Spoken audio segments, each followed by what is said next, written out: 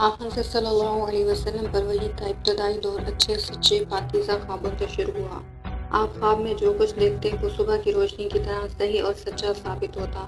پھر من جانب قدرت آپ تنہائی پسند ہو گئے اور آپ صلی اللہ علیہ وسلم نے غار حرا میں خلوت نشینی اختیار فرمائی اور کئی دن اور رات وہاں مسلسل عبادت اور یاد الہی اور ذکر و فکر میں مشغول رہتے۔ جب تک گھر آنے کو دل نہ چاہتا توشہ ہمراہ لیے ہوئے وہاں رہتے۔ توشہ ختم ہونے پر ہی اہلیہ محترمہ حضرت خدیجہ رضی اللہ تعالی عنہا کے پاس تشریف لاتے اور کچھ توشہ ہمراہ لے کر پھر وہاں جا کر خلوت غزنی ہو جاتے۔ یہی طریقہ جاری رہا یہاں تک کہ آپ پر حق منکشف ہو گیا اور آپ غار حرا میں ہی قیام پذیر تھے کہ اچانک حضرت جبرائیل علیہ السلام آپ کے پاس حاضر ہوئے اور کہنے لگے، اے محمد پڑھو۔ آپ فرماتے ہیں کہ میں نے کہا میں پڑھنا نہیں جانتا۔ آپ صلی اللہ علیہ وسلم فرماتے ہیں کہ فرشتے نے مجھے پکڑ کر اتنے زور سے کھینچا کہ میری طاقت جواب دے گئی۔ پھر مجھے چھوڑ کر کہا پڑھو۔ میں نے پھر وہی جواب دیا کہ میں پڑھا ہوا نہیں ہوں۔ اس فرشتے نے مجھ کو نہایت ہی زور سے کھینچا کہ مجھ کو سخت تکلیف محسوس ہوئی۔ پھر اس نے کہا پڑھ۔ میں نے کہا میں پڑھا ہوا نہیں ہوں۔ فرشتے نے تیسری بار مجھ کو پکڑا اور تیسری مرتبہ پھر مجھ کو کھینچا، پھر مجھے چھوڑ دیا اور کہنے لگا پڑھو۔ اپنے رب کے نام کی مدد سے جس نے پیدا کیا اور انسان کو خون کی پھٹکی سے بنایا، پڑھو اور آپ کا رب بہت ہی مہربانیاں کرنے والا ہے۔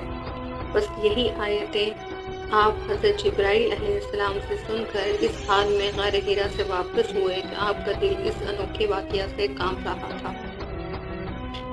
آپ حضرت خدیجہ کے پاس تشریف لائے اور فرمایا کہ مجھے کمبل اوڑھا دو، مجھے کمبل اوڑھا دو۔ لوگوں نے آپ کو کمبل اوڑھا دیا۔ جب آپ کا درد جاتا رہا تو آپ نے اپنی زوجہ محترمہ حضرت خدیجہ رضی اللہ تعالی عنہا کو تفصیل کے ساتھ یہ واقعہ سنایا اور فرمانے لگے کہ مجھ کو اب اپنی جان کا خوف ہو گیا ہے۔ آپ کی اہلیہ محترمہ حضرت خدیجہ رضی اللہ تعالی عنہا نے آپ کی ڈھارس بندھائی اور کہا کہ آپ کا خیال صحیح نہیں ہے۔ خدا کی قسم آپ کو اللہ کبھی رسوا نہیں کرے گا۔ آپ تو اخلاق فاضلہ کے مالک ہیں، آپ تو کنبہ پرور ہیں، بے کسوں کا بوجھ اپنے سر پر رکھ لیتے ہیں، مفلسوں کے لیے آپ کماتے ہیں، مہمان نوازی میں آپ بے مثال ہیں اور مشکل وقت میں آپ امر حق کا ساتھ دیتے ہیں۔ ایسے اوصاف حسنہ والا انسان یوں بے وقت ذلت و خواری کی موت نہیں پا سکتا۔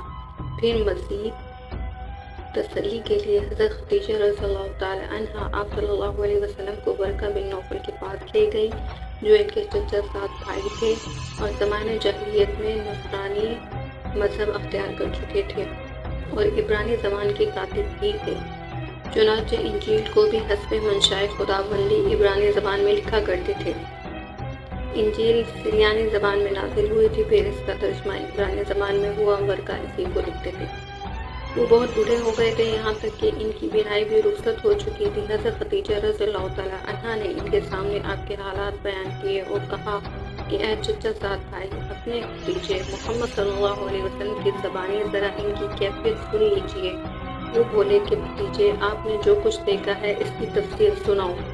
چنانچہ آپ صلی اللہ علیہ وسلم نے از اول تا آخر پورا واقعہ سنایا، جسے سن کر ورقہ بے اختیار بول اٹھے کہ یہ تو وہی ناموس معزز رازدان فرشتہ ہے جسے اللہ نے حضرت موسیٰ علیہ السلام پر وحی دے کر بھیجا تھا۔